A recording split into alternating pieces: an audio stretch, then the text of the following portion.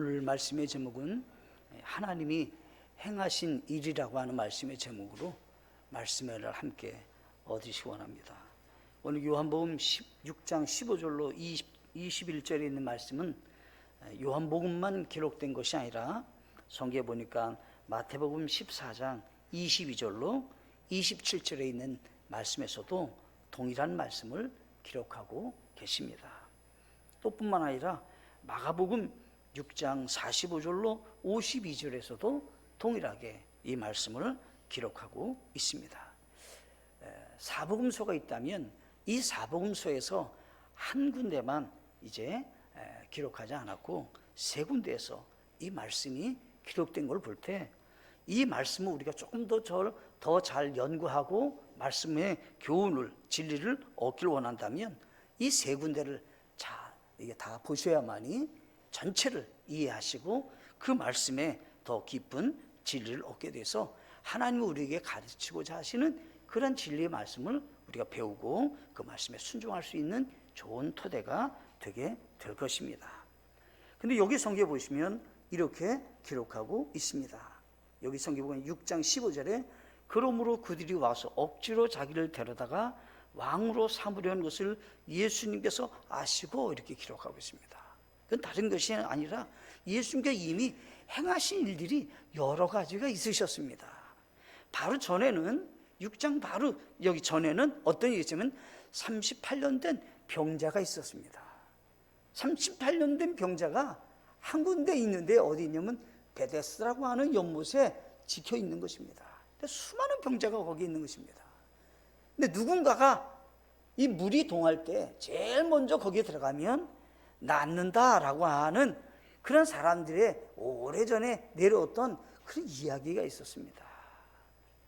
근데 38년 거기서 기다렸지만 자기가 거기 먼저 갈 수가 없다는 겁니다. 그 예수님께서 그를 고쳐주셨습니다. 38년 된 병자가 고침을 받았으니까 거기 있는 모든 분들이 다 알게 된 겁니다.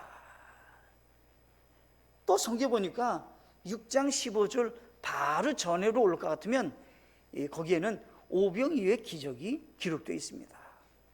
예수님께서 5장에서는 38년 된 병자를 고치게 되니까 동네 모든 사람에게 소문이 난 겁니다. 아니 예수님이라는 분이 어떻게 병자를 고칠 수 있느냐라고 하는 겁니다.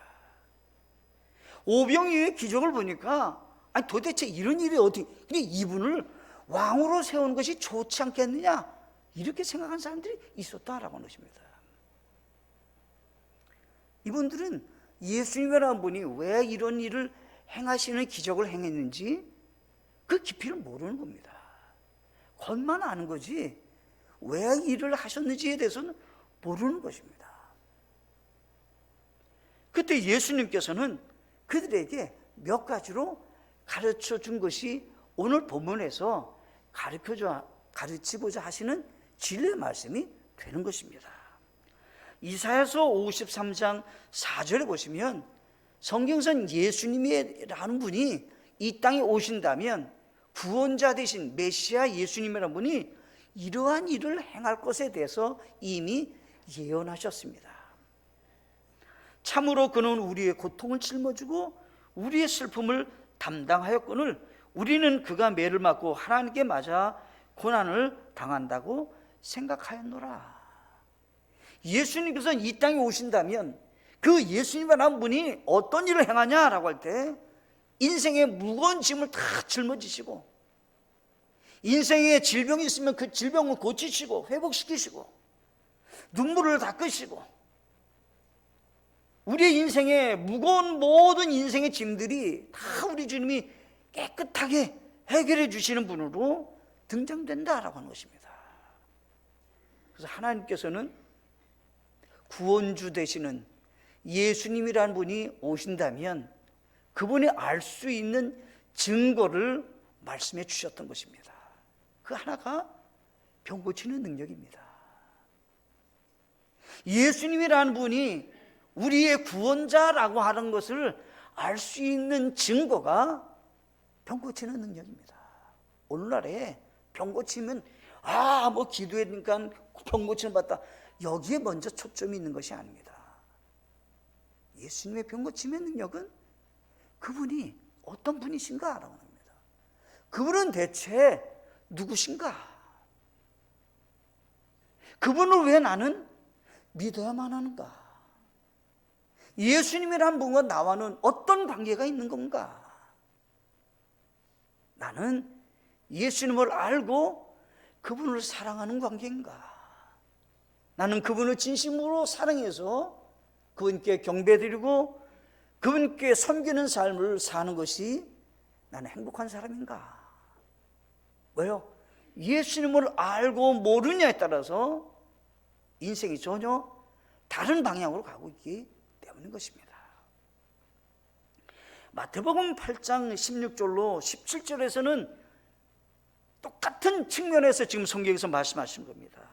저녁이 되매 그들이 막이 들린 많은 자들을 그분께 데려오거늘 그분께서 자신의 말씀으로 그 영들을 내쫓으시고 병든 모든 자를 고쳐주시니 이것은 대언자 이사야를 통해 말씀하신 것을 성취하려 하심이라 이르시되 그가 친히 우리의 연약함을 담당하고 우리 질병을 짊어졌도다 하였느니라 라고 했습니다.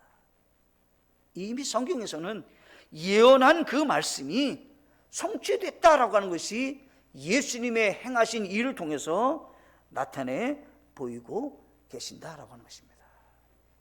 요한복음을 기록한 목적이 있다고 성경은 말씀하고 있습니다. 요한복음 20장 30절로 31절을 보면 요한복음이라고 하는 복음서를 기록한 하나님께서는 목적이 있다고 말씀하셨는데 이렇게 기록하겠습니다. 진실로 예수님께서 자기 제자들 앞에서 이 책에 기록되지 않은 다른 표적들도 많이 행하셨으나 이것들을 기록함은 예수님께서 하나님의 아들 그리스도이심을 너희가 믿게 하려 함이요 또 믿고 그분의 이름을 통해 생명을 얻게 하려 함이니라 라고 했습니다. 예수님께서 기적을 행하시고 표적을 행하시고 많은 행하시는 일들을 기록하고 또한 다 기록하지 못한 그런 일들도 많이 있었다고 얘기하는 이유 중에 그 이유가 첫 번째가 이 기록 목적이 예수 그리스도는 누구신가? 그분은 그리스도시다라고 하는, 그리스도라 말은 구원자다 이런 얘기입니다. 예수 그리스도는 구원자입니다. 그분을 믿고 그분 안에 있는 생명을 얻게 하는데 예수님이 성경을 기록한 목적이요 예수님이 이 땅에 오신 목적이라고 행하신 목적이라고 말씀하고 계신 것입니다. 오늘은 두 가지 기적의 사건을 통해서 예수님의 행하신 일을 통해서 우리 주님께서 우리에게 주시고자 하는 선물이 무엇인지 다시 한번 기억하시고 누리고 얻는 복된 시간 되시기를 간절히 소원합니다. 첫째가 오병이어의 기적을 통해 영원한 생명을 얻어야 합니다 라고 하는 것입니다. 우리가 잘 아는 오병이어의 기적입니다. 여자와 아이를 제외하고 남자만 5,000명쯤 정도가 먹는 놀라운 그런 기적이 행하는 것입니다.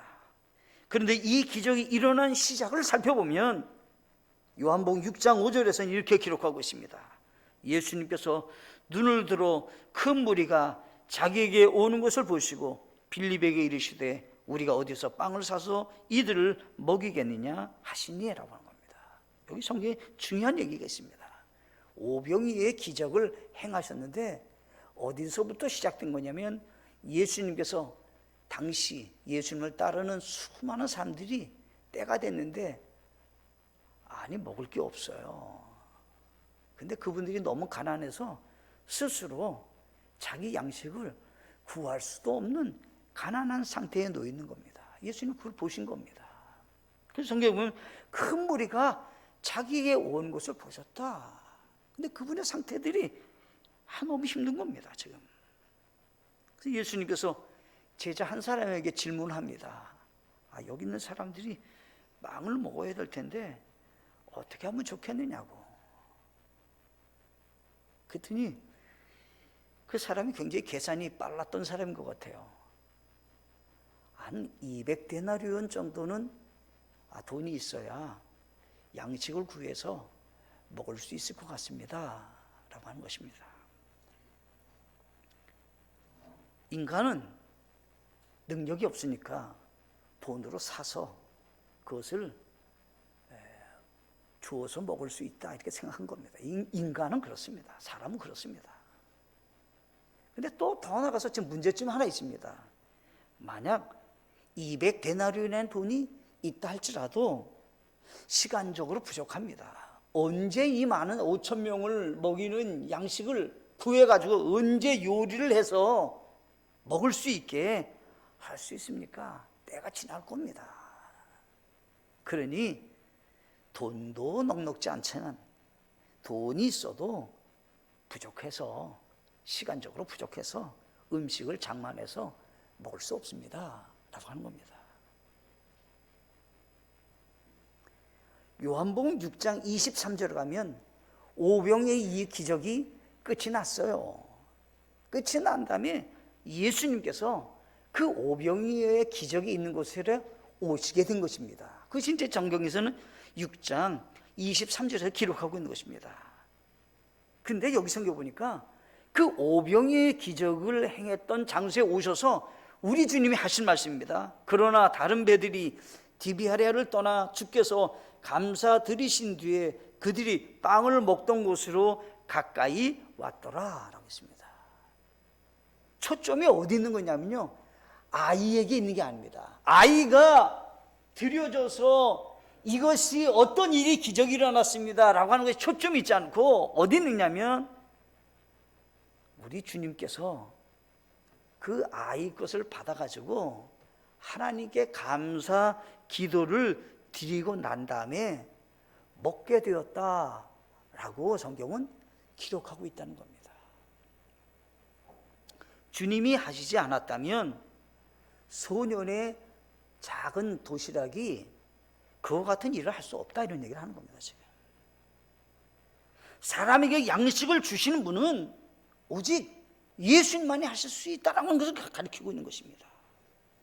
지금 어디서 지금 이 오병의 기적이 일어났냐면 광야에서 일어난 일입니다. 광야에서 일어났는데 이 광야에서 일어날 때 사람들이 하는 말입니다. 아니 도대체 어떻게 소년이 자기가 먹을 양식인 보리떡 5개와 물고기 2마리 가지고 어떻게 여기 많은 사람이 앉아있는데 5,000명쯤 남자들이 앉아있는 곳에 어떻게 그 양식이 다 먹을 수 있느냐 이겁니다. 다 그렇게 생각했던 겁니다. 여자와 아이를 만약 더한다고 하면 훨씬 많은 수겠죠. 그 도시락 갖고는 감당이 안 되는 겁니다. 지금. 그때 요한복음 6장 14절을 보니까 놀라운 기적을 목격한 다음에 사람들이 하는 반응입니다. 이렇게 되어 있습니다. 그때 그 사람들이 예수님께서 행하신 그 기적을 보고 이르되 이분은 진실로 세상에 오실 대언자시로다. 예수님을 아는 겁니다. 기적을 행하니까 이건 보통 사람이 할 수 없다 생각했던 거예요. 예수님에게 사람들이 평가를 하는 겁니다. 저분은 대언자다, 선지자다 이런 얘기입니다. 여러분 예수님을 어떻게 알고 계십니까? 예수님 나의 구원자로 알고 계십니까? 그분이 잘 알고 계신 분이에요. 근데 나의 구원자라고 생각지 않습니까? 좋은 가르침이 있는 성인군자 한 분이라고 생각하십니까? 아닙니다. 그분은 정확하게 예수를 모르는 겁니다. 지금 많은 사람들이 예수님의 행하신 기적을 통해서 세상에 오신 선지자 중에 한 분입니다. 대언자 중에 한 분이다 이런 얘기입니다. 그리고 사람들은 이렇게 얘기하는 겁니다. 요한복음 6장 26절에 이렇게 되어 있습니다. 예수님께서 그들에게 대답하여 이르시되 진실로 진실로 내가 너희에게 이르노니 너희가 나를 찾는 것은 너희가 기적을 보았기 때문이 아니요 빵을 먹고 배불렀기 때문이다. 또 한 부류의 사람이 있어요. 한 부류의 사람은 아니 예수님을 따라가면 좋겠다. 예수님을 따라간다면, 예수님을 그냥 따라가는 순간에 그냥 오병의 기적이 날마다 있다면 나는 매일 먹고 배부르는 삶을 살 수 있지 않겠냐. 오늘날은 기복신앙과 같은 모습입니다. 예수님 따라가며 예수님 잘 믿으면 뭐 건강하고 뭐 자녀들은 공부도 잘하고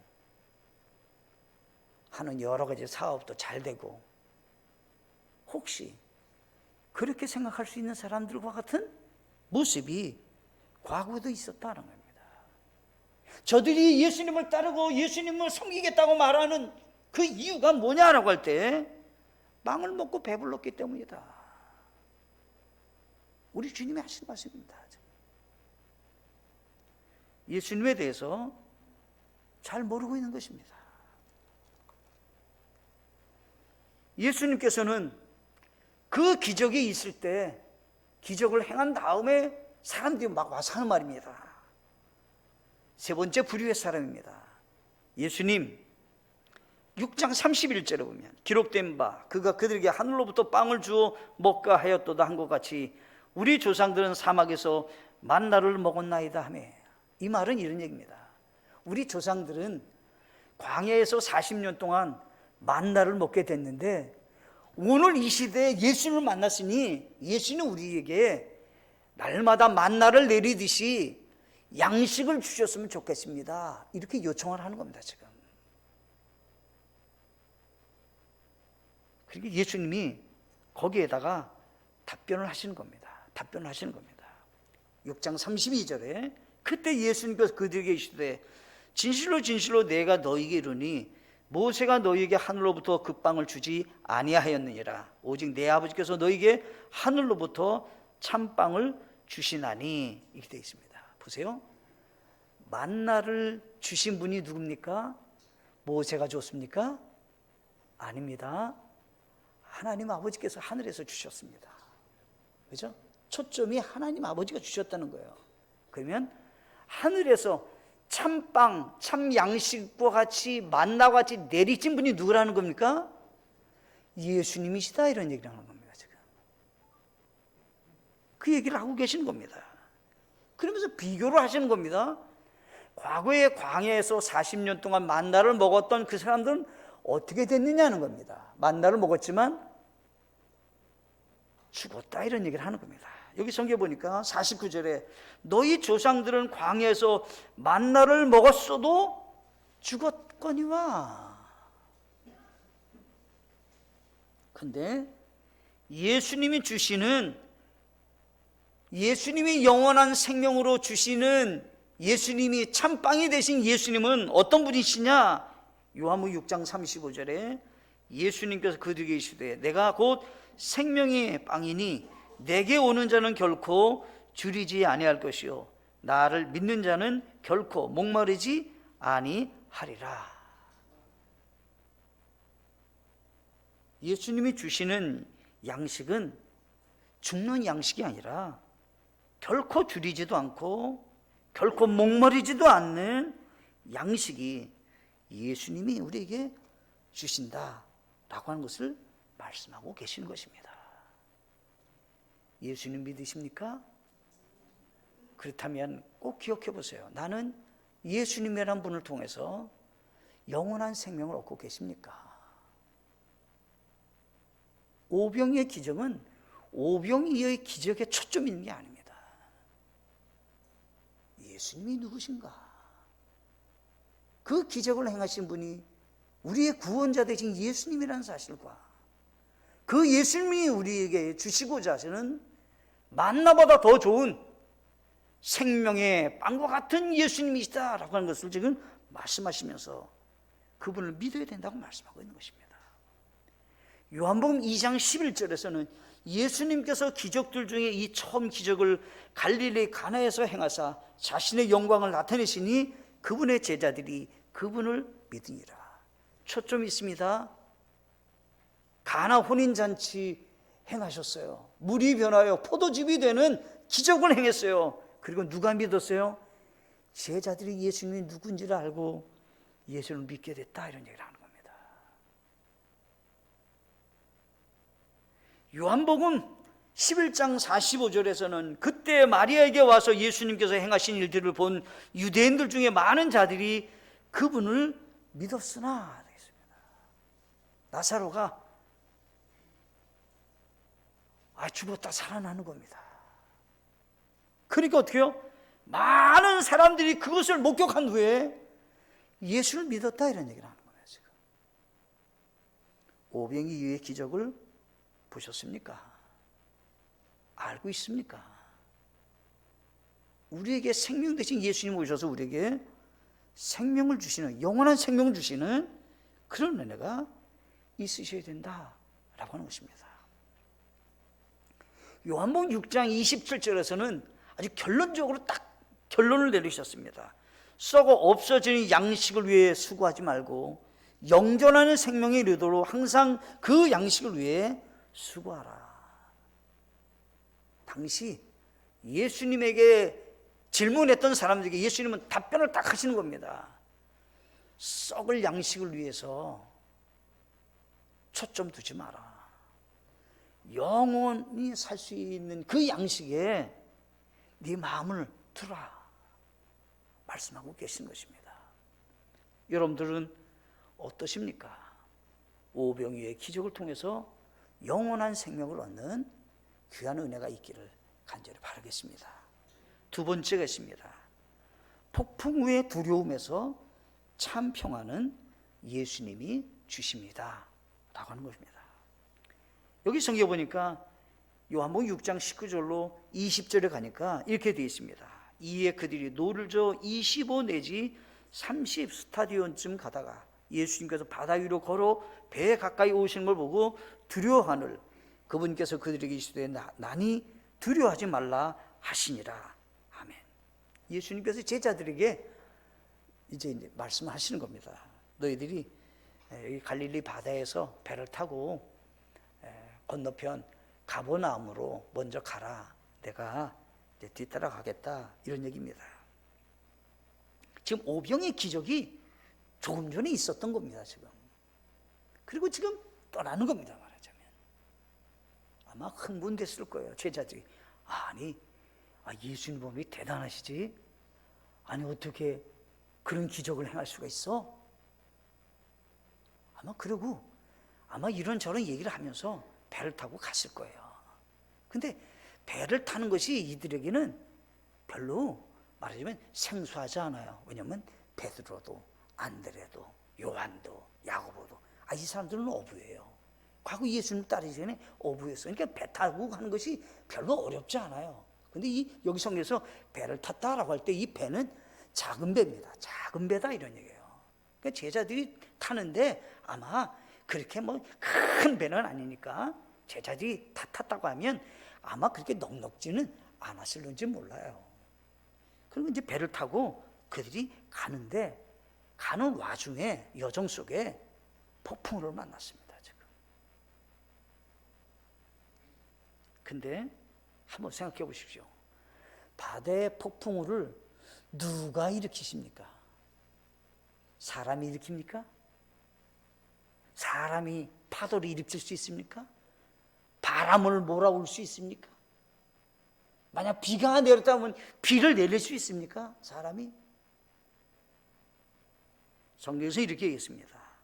시편 107편 25절에 그분께서 명령하사 폭풍을 일으키심에 그것이 자기 파도들을 높이 일으키는도다. 그들이 하늘로 솟구쳤다가 다시 깊음들로 내려가니 고난으로 인하여 그들의 혼이 녹는도다. 제자들이 배를 타고 가다가 폭풍으로 만났는데 너무 거센 거예요. 너무 거센 거예요. 근데 성경에서 이미 바다에 폭풍우가 일어나서 물결이 치고 바람이 거세게 부는 것은 하나님이 하신다라고 하는 거예요. 우리는 많은 경우에 우리 인생길에 아무 어려움이 없는 인생이 되기를 기대하고 또 그렇기를 바라고 인생을 노력하면서 살아갑니다. 근데 성경에 보면 아무리 노력해도 우리에게는 항상 어려움이 찾아올 수 있다는 겁니다. 누가? 하나님이 그 모든 걸 하시는 겁니다. 지금 그 배를 타고 가버나움에 가는 도중에 짐 생겼는데 성경에서는 이렇게 말씀하고 있습니다. 그들이 막 고생을 하는 거예요. 막 고생을 하고 있는 거예요, 지금요. 그러니까 예수님이 그들에게 찾아오시는 겁니다. 누가 찾아와요? 예수님이 찾아오시는 겁니다. 제자들이 예수님께 오시는 것이 아니라 예수님이 그 어려운 그런 위기에 처해 있는 제자들을 향해서 예수님이 지금 찾아오시는 겁니다. 그래서 성경에서는 제자들이 겪는 어려움을 이렇게 그려주고 있습니다. 한밤중에 이렇게 됐습니다. 깜깜한 밤입니다. 그래서 성경에서는 뭐라고 시간을 얘기했냐면 밤 사경에 이렇게 되어 있습니다. 그것은 새벽 3시부터 6시 사이를 얘기하는 겁니다. 깜깜한 밤인데 이제 그들이 바다 한가운데 있었다고 되어 있습니다. 그러니까 어디 하나 금방 피할 수 없어요. 뭐 그냥 육지 가까이 있었다면 금방 그냥 피하면 되는데 아니 지금 바다 한가운데 있어갖고요 여의치 않아요 지금. 그런데다가 자기네 그 지금 가려고 하는 길에 가려고 하는데 바람이 반대로 불어가지고요 앞으로 나가야 되는데 쉽지 않은 겁니다 지금. 아마 4명의 그 어부들이 아마 최선을 다했었다고 하면 자기의 경험이나 기술로는 이거 쉽지 않다 이런 상황에 놓였을 것입니다. 더군다나 성경은 파도가 요동쳤다 이렇게 되어 있습니다. 여러 가지로 어려운 상황입니다. 그때 예수님께서는 정확한 고통의 시간에 찾아오셨다는 것입니다. 그리고 예수님께서는 가장 고통스러운 그 순간에 도움의 손길로 오셨다라고 하는 것입니다. 우리 인생길에 참 평안은 누가 주시는가? 난 누구를 내가 이해하고 누구께 가야 되는가라고 하는 겁니다. 제자들이 예수님께서 오시는데 너무 놀라운 기적인 거예요. 물 위를 걸어서 그냥 오시는 거예요. 그들 생각할 때는 두려운 거예요. 아니 사람이라면 어떻게 물 위를 걸어서 올 수 있다는 건가? 예수님만이 하실 수 있는 겁니다. 예수님은 그런 능력이 있으신 것입니다. 우리는 아무것도 할 수 없는 그런 처지에 놓였지만 우리 주님은 찾아올 수 있고 주님은 하실 수 있는 것입니다. 우리가 왜 예수님을 믿어야 되는 겁니까? 인간의 연약한 무력감 가운데 있는 분이 아니신 겁니다. 그분은 우리 주님은 제자들에게 와서 딱 한마디를 하시는 겁니다. 내니 두려워하지 말라. 여러 가지 포함됐을 겁니다. 아니 나를 도우러 오는 분이 예수님이라면 어떻게 물 위를 걸어올까? 이렇게 의심 많았던 사람이라면 걱정하지 마. 내 목소리를 들어라. 내가 너희를 도우러 왔어. 너희들이 이거 헤쳐나가려고 애쓰고 수고하는데 소망이 보이지 않니? 걱정 없어. 내가 왔다. 두려워하지 말아라. 내 인생길에 염려가 있거나 고난이 있거나 역경이 있을 때 어디에 가야 되는가라고 하는 걸 가르쳐주고 있는 것입니다. 요한복음 14장 27절에서는 내가 너희에게 평안을 남기노니 곧 나의 평안을 너희에게 주노라. 세상이 주는 것과 달리 내가 너희에게 주노니 너희는 마음에 근심하지 말고 두려워하지 말라. 세상에 아무것도 할 수 없을 때 주님은 강력하게 하십니다. 세상이 주는 그런 평안과는 차원이 다른 평안을 내가 준다. 또 우리 주님이 하신 말씀입니다. 빌립보서 4장 6절로 7절에 아무것도 염려하지 말고 오직 모든 일에서 기도와 간구로 너희가 요청할 것들을 감사와 더불어 하나님께 알리라. 그러면 모든 이해를 뛰어넘는 하나님의 평강이 그리스도 예수님을 통해 너희 마음과 생각을 지키시리라. 우리 주님이 우리에게 주신 약속의 기도에 하나님이 약속해 주신 강력한 능력이 있는 것입니다. 감사와 함께 하나님께 기도하십시오. 염려가 찾아왔습니까? 내가 할 수 없다고 생각할 때가 있습니까? 그것도 맡기시고요, 내가 할 수 있겠다고 생각하는 것도 주님께 맡기십시오. 그러면 우리 주님께서는 어떻게 해요?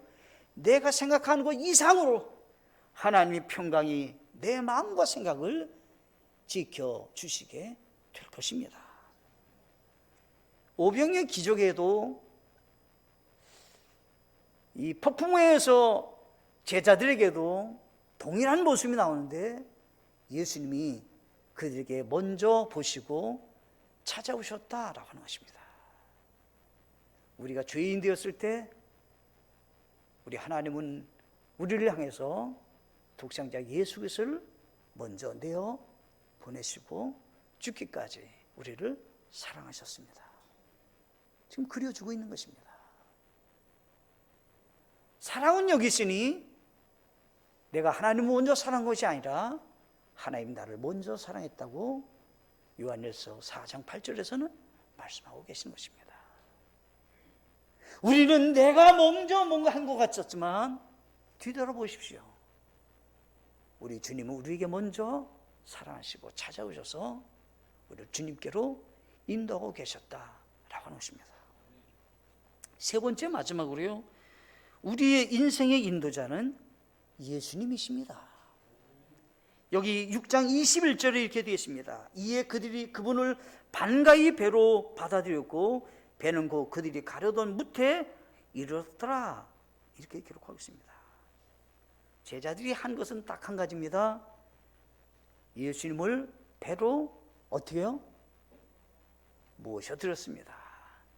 여러분의 인생의 주인이 누구십니까? 예수님이십니까? 그러면 그분이 인도하실 것입니다. 우리 주님께서는 그분을 반가이 배로 받아들이는 제자들의 그의 삶 가운데 하나님이 역사하셨습니다. 제자들이 예수님께 이 모든 것을 맡기게 되니 우리 주님께서는 그들을 여기서 보면 무태에 이르게 하셨다고 말씀하고 계십니다. 도착지까지 안전하게 인도하신 분이 누구신가? 라고 하는 것입니다. 우리는 많은 경우에 이렇게 생각합니다. 나는 하나님을 믿습니다. 그렇다면 한 가지 기억하셔야 됩니다. 나는 하나님의 말씀에 대한 진리를 내가 확신을 하고 계십니까? 라고 하는 겁니다. 성경만이 우리가 흙으로 지어졌고 우리의 영혼은 천국이든 지옥이든 가게 될 것에 대해서 미리 말씀하고 있습니다.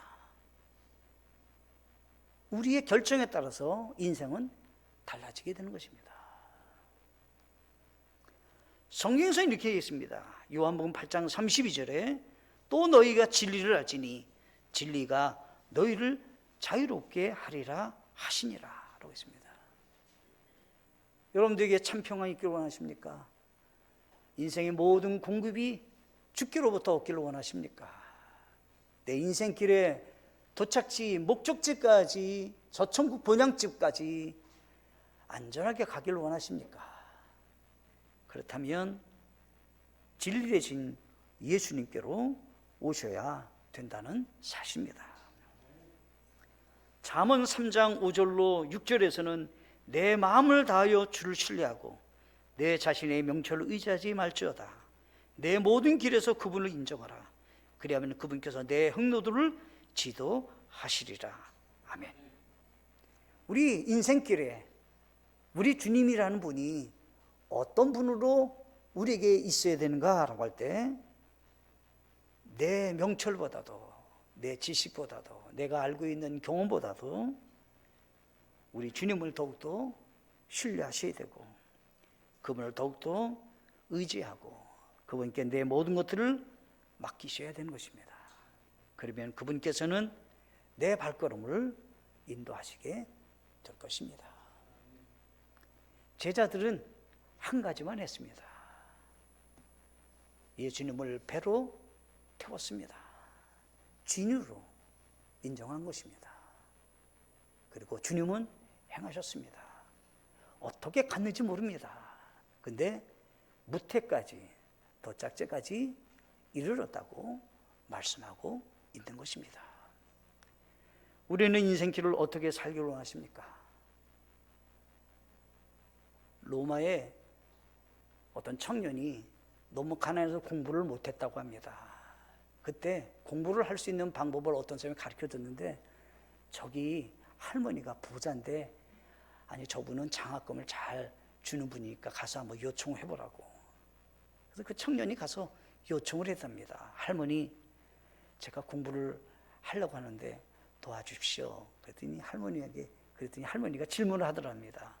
그래, 공부를 뭐 하려고? 그랬더니 네, 제가 법학 공부를 하려고 합니다. 그 공부해서 졸업해서 뭐 하려고? 그래서 제가 좀 가난하고 힘없는 사람 도와주는 일을 하려고요.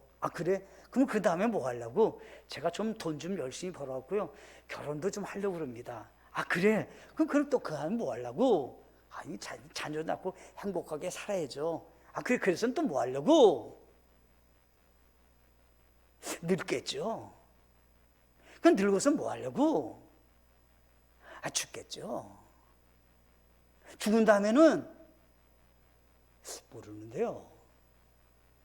그때 할머니가 하실 말씀이 이랬답니다. 자네는 끝도 모르는데, 내 끝도 모르는데 내가 자네에게 투자할 이유가 있겠는가? 끝을 알고 왔으면 좋겠네. 자네의 인생의 끝은 뭐야?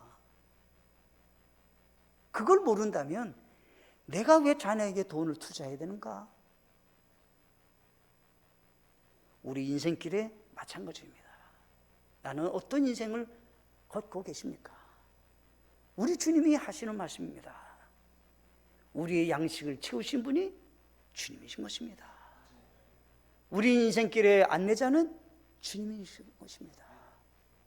인생의 여정 가운데 많은 어려움이 있을 때, 슬픔이 있고 고통이 있을 때 참 평안을 얻게 하신 분은 주님이시라는 사실을 기억하시고, 주님의 은혜와 사랑 가운데 거하시는 모든 분들이 되시기를 간절히 바라겠습니다.